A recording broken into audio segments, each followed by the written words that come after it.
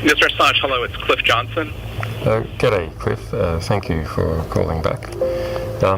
Certainly. Have you been briefed?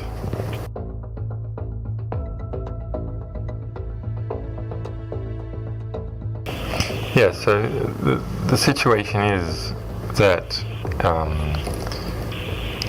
we have intelligence that the State Department database archive of 250,000 diplomatic cables, including declassified cables, is being spread around and is to the degree that we believe that within the next few days it will become public, and we're not sure of what the timing could be, imminently or within the next few days to a week, and there may be some possibility to stop it.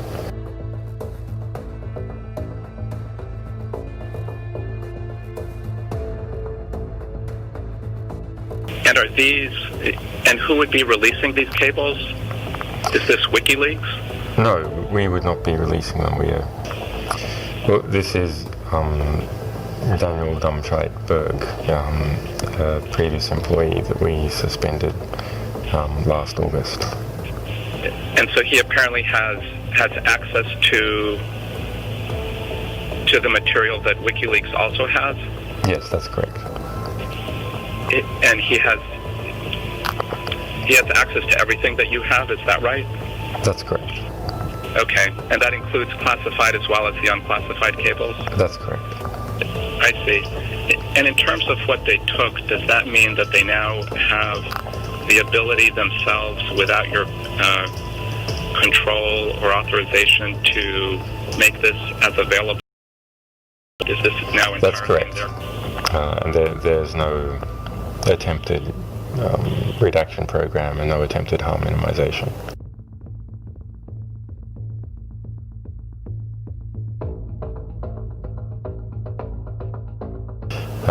In case there are any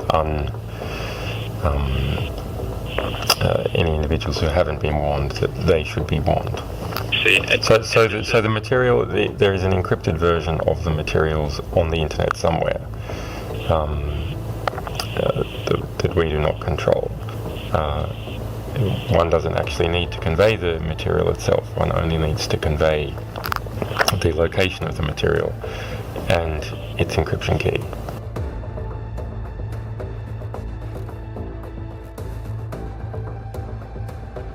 There is another possibility, which is the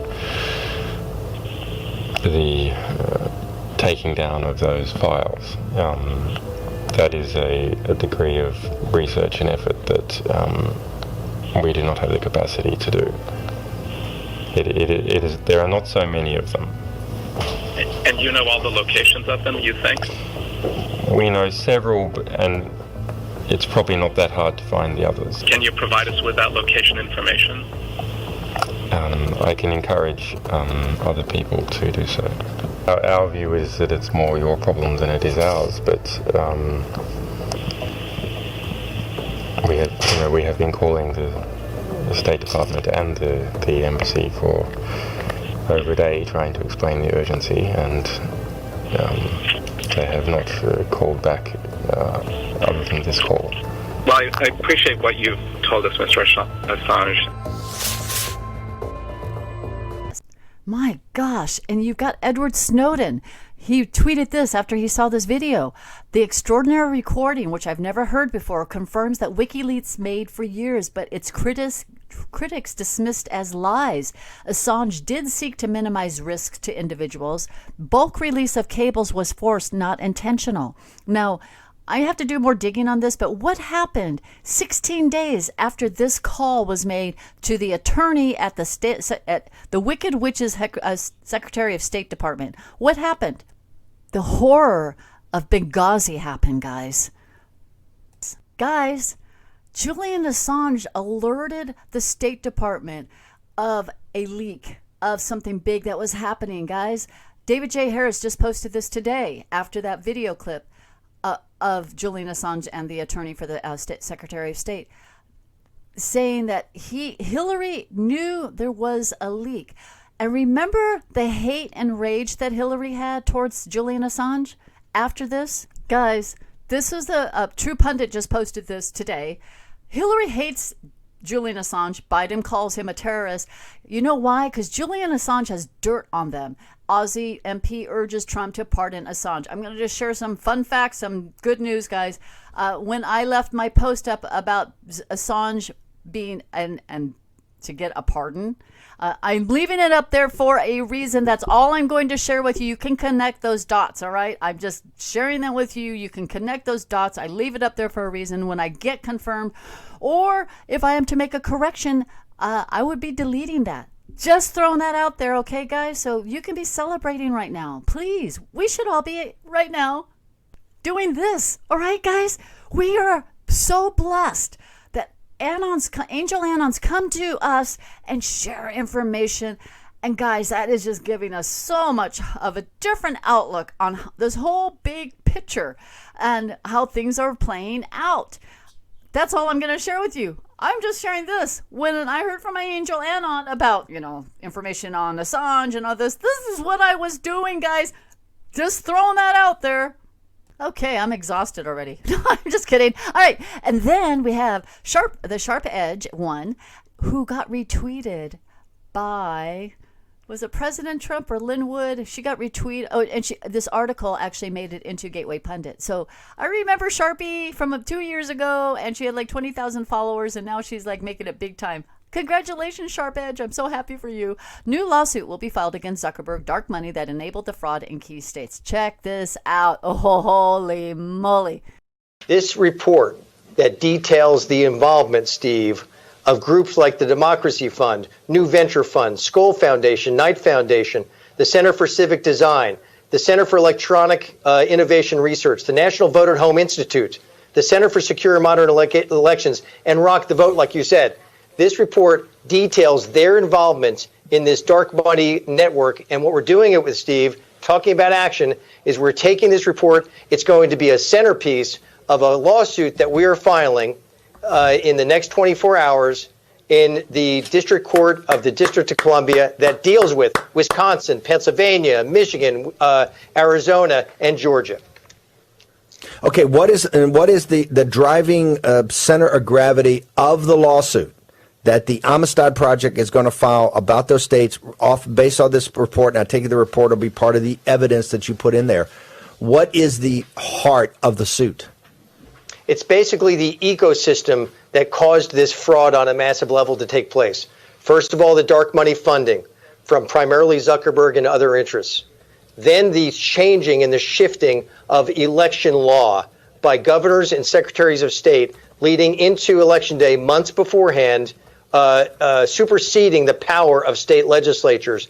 And then the fraud that we saw take place on and after Election Day in the management of the elections and also the counting of the ballots, where a billionaire, Mark Zuckerberg, was allowed in the counting room because he funded it, and the American people were kicked out. So I would say those three primary areas: the funding, the shifting of laws outside the power of the state legislatures, and then the fraud that took place on the ground. Those are the three centerpieces of this lawsuit.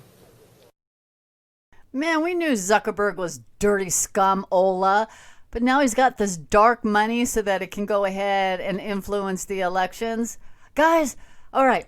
And then we know that there are really de facto companies that have puppet strings to the CCP.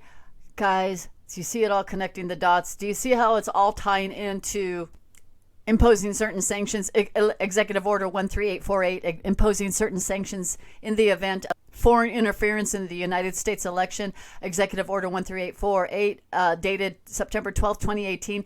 If they were, in fact, indeed, CCP-controlled companies, then they become a foreign entity, correct? Now, does that also fall into line with the prior report I had about the Foreign Corruption Practices Act? And it was amended in 77, enacted the purpose of making it unlawful for certain classes of persons and entities to make payments to foreign government officials to assist in obtaining or retaining business, specifically anti-bribery provisions of the FCPA prohibit the willful use of the emails or any means of instrumentally of the interstate commerce corruptly in furtherance of any offer, payment, to promise to pay, or authorization of the payment of money or anything of value to any person. Guys, all right, so if it's not covered under the EEO, is it covered under the FCPA, right? Do you see the bigger picture? Man, all this exposure. Our angel Anon said to say the exposing the corruption is coming up next. Boy, was he right. Again, still, Tucker on Soros. He is talking here. If you're wondering why so many right now, George Soros is a part of the reason for that. This is the monologue for Tucker Carlson's show yesterday, and he's dropping a big bomb in here. Check this out. George Soros understands that. Soros has an eye for vulnerabilities. He became extraordinarily rich by finding ways to exploit the weaknesses in systems that he did not himself build. In the early 1990s, Soros became a billionaire by shorting the British pound, crushing the Bank of England in the process. He went on to repeat those tactics in other financial crises in countries around the world. And then George Soros turned his attention to the United States, where he decided he would fundamentally change our society. Soros began funding politicians and political initiatives that had very little popular support. But because so few were paying attention to what he was doing, he often got his way. On those rare occasions when Soros was criticized for doing this, for subverting our democracy, he and his allies in the news media screamed bigotry. He was yet another oppressed billionaire victim of discrimination. And mostly that tactic works because it always works. So he kept doing it. If you're wondering why so many people are being robbed, raped, and killed in American cities right now, George Soros is part of the reason for that. Soros has funded the campaigns of left-wing extremists in district attorney races all over the country, in cities like Philadelphia, St. Louis, Chicago, Boston. Traditionally, a prosecutor's job is to enforce the law, but Soros wanted rigid ideologues who would refuse to do that, and instead let murderers and rapists go free while allowing our society itself to degrade and collapse. We all knew Soros is a bad, evil, cabal, elite dude. And fake news never reported that, right? Yeah. But suddenly the mainstream media is now reporting it? Huh? Oh my gosh. What Tucker reported on is stuff that podcasters like you and me report. This is so big. Then we have at A Simple Patriot posted this. Trump considering push for special prosecutor to investigate Hunter Biden. He wants to get a special prosecutor to invest his business dealings. You know how much Biden, the clone of Biden or whoever, is freaking out? Okay, again, it's all for optics, guys, but this has to be this way. That's the next part of the optics news is the special prosecutor. This is all falling into place. It's all getting fun. I mean, it's, oh my gosh, connecting the dots. Okay, then at Constitution EN1 posted this. Oh my gosh, this is interesting. It was a post that was probably on, I think, Facebook, it looks like. The new Deputy Attorney General, Richard Donahue, father, was JFK's personal attorney. Okay, so you got Richard Donahue. This is Daddy Donahue, and this, of course, is Daddy JFK. And now you've got his son that is now running the part of the justice system. Yeah, okay, connecting the dots, yes. Oh my gosh, this is like big news. Yeah, and then this just happened. Just 22 hours ago, this flight landed. Not 22 hours ago. Well, yesterday. Another one bites the dust to Gitmo. Nero coming all the way from Florida, going right to their new home. Yeah, go Sammy. Go Sammy. That one's leaving from Florida. A lot of flights did leave from Florida earlier this year and last year, so that was probably like picking them up in California, dropping them off in Florida. They have to go sit in a holding tank, like 20 of them, and then they go back on the Gitmo plane and fly down. And then last night, when I was doing my reading, this post came up, Dan Scavino, and it was shared by Sandy C. at Proud America 4. She dropped that in my DM. It's like a historical moment at the Oval Office. We'll share what it was one of these days when I can. Okay, boy, is that like a total tease post? So he signed something historical. POTUS signed something historical. I got to share this with you. And then Sir Gordon ties things in. It's kind of interesting. What happened is, so you've got Dan Scavino's post right here. I mean, Anons, Patriots, help me out. You've got a lot of signals here in this picture, and you could probably help me out. Okay, Jared Kushner's always in there. All right, it was at Brad O'Con posted this. So he wrote, and he's from Australia. We love our patriots from down under too. We love all our patriots all around the world. What is Eric and Trump wanting to say to us? Is it the pen? Is it the document? How about the pictures in the background? Or maybe John Trends follows in the great family? Okay, so here it is. Eric Trump posted this on Facebook. He's at the White House, just hanging out with Grandpa at the White House. All right. Okay. Guys, what does this look like to you, right? Who used to hang out with President Kennedy at the White House? Yeah. John, his son. All right. Oh my gosh. Okay, so this is interesting. I love it. I love the fact that President Trump has his grandchildren in there while he's doing some major business. And then you have this picture right here,